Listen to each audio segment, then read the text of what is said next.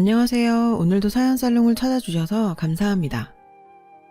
30대 중반 돌싱녀입니다. 그저 평범한 직장인이었던 제가 회사의 CEO가 된 이유는 아이러니하게도 파렴치하게 저를 쫓아낸 시댁 식구들 때문이었어요. 아버지의 사업 위기와 그로 인해 이혼을 할 수밖에 없었던 제 사연 한번 이야기해 볼게요. 어린 시절부터 저는 뭘 보면 만져보고 분해해봐야 직성이 풀리는 호기심 강한 소녀였어요. 그러다 보니 허구한 날 집안 물건들 깨먹고 고장내기 일수라 엄마에게 등짝을 꽤나 맞았었죠. 사실 제가 이런 성향을 가지게 된 건 전부 발명왕이신 저희 아빠 영향이 컸는데요. 제 기억 속의 아빠는 항상 새롭고 신기한 물건들을 만들어내셨어요. 제가 고등학교에 들어갈 때쯤 잘 다니고 있던 대기업을 그만두시고 작은 아이디어 상품 회사를 차리셨거든요. 사업 초기에는 경제적으로 조금 힘들긴 했지만 회사 다닐 때와 다르게 아빠는 항상 웃는 표정이셨죠. 그런 모습이 정말 보기 좋았는데요. 아빠도 좋아하는 일을 하다 보니 밤새는 줄도 모르고 개발에 매진하셨어요. 회사 설립 3년 만에 연매출 10억을 낼 만큼 건실한 회사가 되었어요. 회사가 자리 잡고 경제 사정이 조금 나아지자 아빠는 저를 부르셔서 제 진로에 대해 이야기하게 되었습니다. 미나야, 나는 네가 좀 더 큰 물에 가서 세상을 넓게 보는 아이로 컸으면 좋겠구나. 아빠는 저에게 학교 공부하라는 소리는 한 번도 하신 적 없었어요. 하지만 제가 살아갈 시대는 글로벌 시대라며 외국어 공부의 필요성을 어릴 때부터 말씀하셨었죠. 특히 중국이 강대국으로 떠오를 거라며 중국어를 배울 것을 강조하셨던 덕에 중국어 하나만큼은 자신 있었던 저는 대학을 중국어로 가게 되었어요. 중국에서의 다양한 경험은 제 인생에 정말 큰 자산이 되었습니다. 4년간의 유학생활을 마치고 돌아온 저는 무역회사에 입사하게 되었어요. 당시 중국과의 무역이 활발해지던 때라 제 중국어 능력은 회사에서 꼭 필요한 부분이 되었어요. 창립 이래 최연소 여성팀장 자리까지 오르게 되었죠. 하지만 그런 고속 승진이 마냥 좋은 것만 있는 건 아니었어요. 너무 빠른 승진 덕에 회사 내에 저를 시기 질투하는 사람들이 꽤나 있었거든요. 김미나 팀장 정치질에서 그 어린 나이에 그 자리까지 갔다더라. 빼기는 낙하산이라더라. 등등 근거도 없는 루머들을 퍼뜨렸고 마땅히 해명할 기회도 없이 소문은 마치 사실처럼 굳어진 부분이 많았어요. 제 뒷담화하는 것까지 뭐 어떻게 할 방법은 없었죠. 어린 나이에 팀장을 달았다는 이유로 은근히 따돌림을 당하던 저에게 힘이 되어준 사람이 한 명 있었어요. 팀장님 밑에 직원들이 어린 상사 모시려니 볼멘소리 하는 거예요.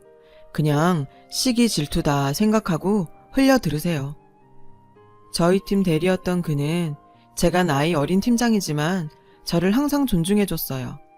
직원들의 은근한 따돌림에 상처받을 때마다 친한 오빠처럼 저를 위로해주곤 했습니다. 그런 모습에 저도 모르게 그에게 많이 의지하게 되었는데요. 하지만 그때까진 그저 회사 동료의 관계일 뿐 어떤 사적인 감정도 없었어요.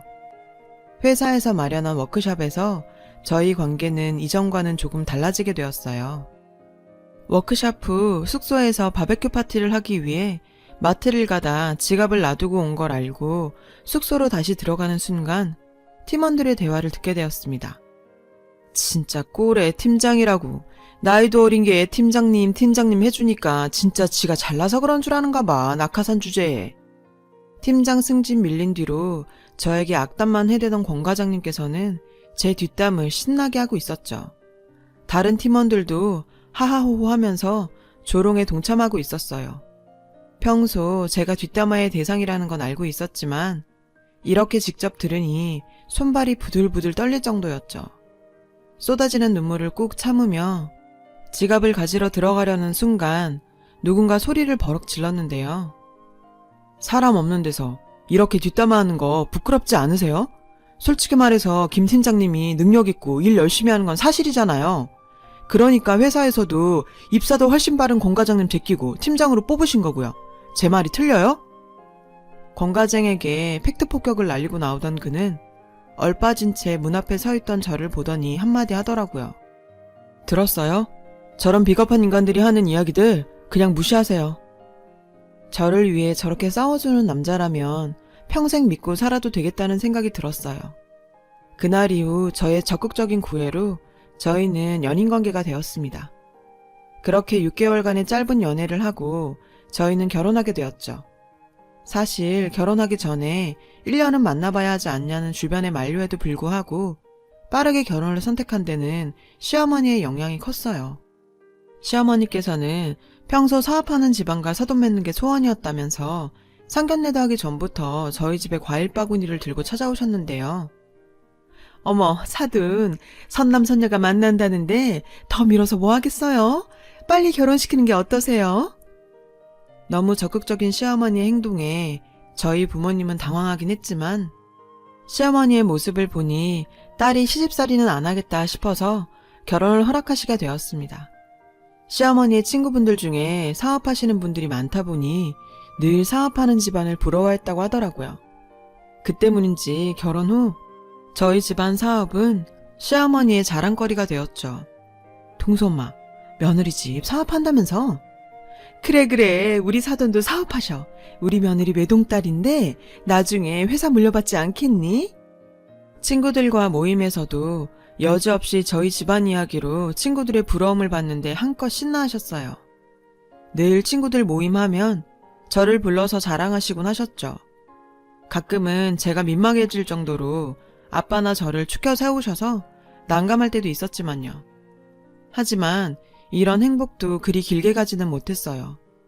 결혼 후 갑자기 아빠 회사가 어려워지면서 부도 위기에 몰리게 되자 시댁 식구들의 태도가 180도 바뀌더라고요. 어떻게든 부도는 막아보겠다고 제 적금도 깨고 회사 다니면서 모아온 돈까지 보태도 택도 없었고 여기저기 손 벌리다가 결국 시부모님께도 부탁드리게 되었어요. 시어머니는 정말 야속할 정도로 냉정하게 구셨어요. 너희 아버지는 회사를 어떻게 운영하셨길래? 건실한 회사라고 해서 믿고 있었는데 이게 도대체 무슨 꼴이니? 그리고 얘야, 가족끼리는 돈 거래하는 거 아니다. 뒷일이 어떻게 될 줄 알고 돈을 빌려주니? 그리고 얼마 뒤 남편은 저에게 이혼 서류를 내밀었는데 정말 뒤통수가 얼얼해지더라고요. 우리 여기서 깔끔하게 헤어지자. 장인어른 일은 안타깝지만 결국 당신이 물려받아야 할 빚이고 나는 그거 갚을 자신이 없어. 자기야, 우리 아빠 그렇게 쉽게 무너지실 분 아니야. 회사 정리하면 빚이란 게 생길 이유도 없고 말이야. 이렇게 어려울 때 당신까지 왜 이래. 가족이면 힘들 때 옆에 있어줘야 하는 거잖아. 안 그래도 머리가 복잡해 죽을 지경이었는데 남편이 이혼 통보는 저를 무너지게 만들었습니다. 뒤이은 시어머니의 잔인한 진심을 듣고 나니 이혼하지 않을 수가 없었어요. 얘야, 물 빠지는 난파선에 함께 타고 있자는 건 너무한 거 아니니? 내가 우리 동수랑 너 결혼시킨 가장 큰 이유가 너희 아버지 회사였는데 지금 이 꼴난 거는 우리도 피해자야, 피해자. 더 이상 남의 집안 바지가랑이 붙잡지 말고 이혼 도장 찍어. 참, 드라마에서도 이런 상황은 듣도 보도 못했는데 아빠 사업 문제로 힘들어하는 며느리 곁에서 힘이 되어주지는 못할 망정 자기 집안에 피해 끼치지 말고 이혼하라니.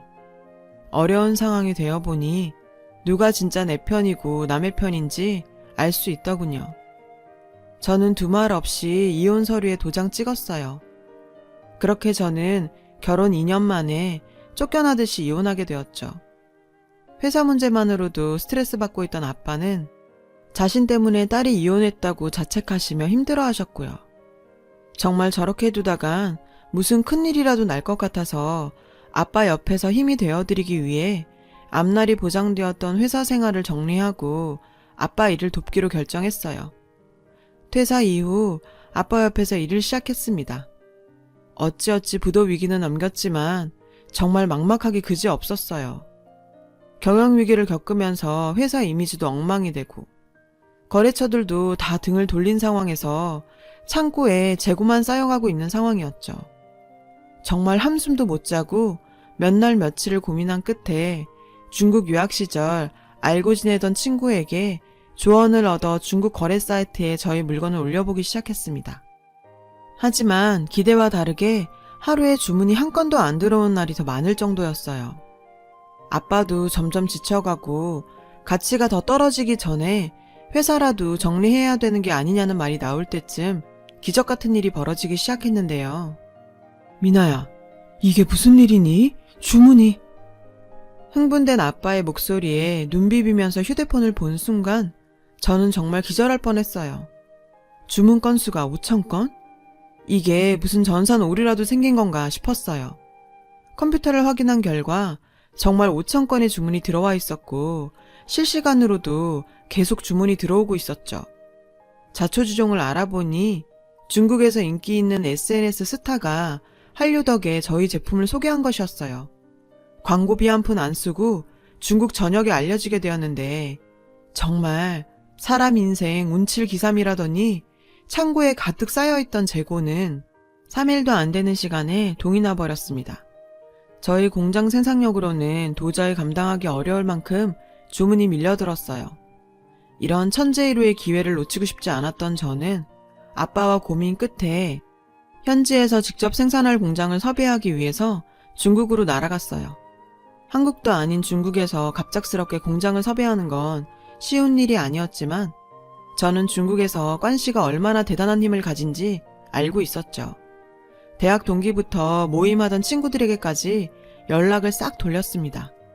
친구들이 정말 자기 일처럼 도와준 덕분에 적당한 단가에 생산해줄 공장을 섭외하였고 본격적으로 생산을 시작했어요.